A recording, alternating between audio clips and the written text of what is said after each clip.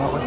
Rodney, kayong mga Adamson boys, pati si Chris Ross sa mga malaking bagay na nakuha nitong Game 7. Oo, talagang first of all, tingin namin na talagang sa favor ni Lord din. Kaya nagkaganon. Tapos talagang pinag-usapan namin na talaga namin magpatalo.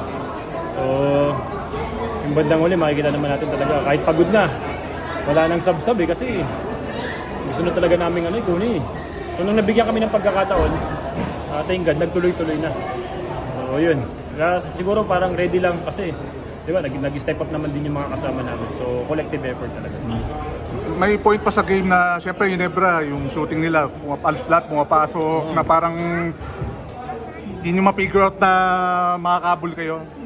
Oh, may pero hindi naman kami nag-doubt na sa namin alam namin, ang usapan lang namin nung third quarter, may baba lang namin ng single digit yung lamang.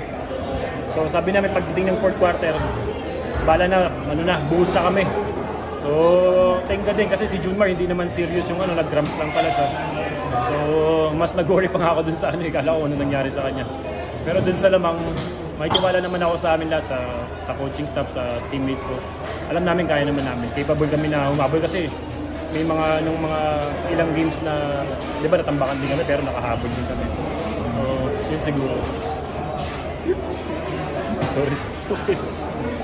TNT, siyempre, guns lamang so lang kunin kayo. Gusto nyong pigilan yun?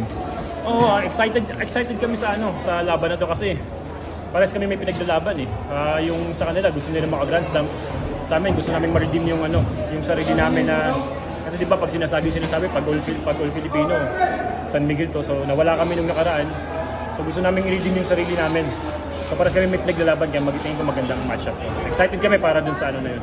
Magpapahinga lang tapos thank God wala namang sa amin, wala namang may injury. So fresh naman. Yun. Okay, thank you.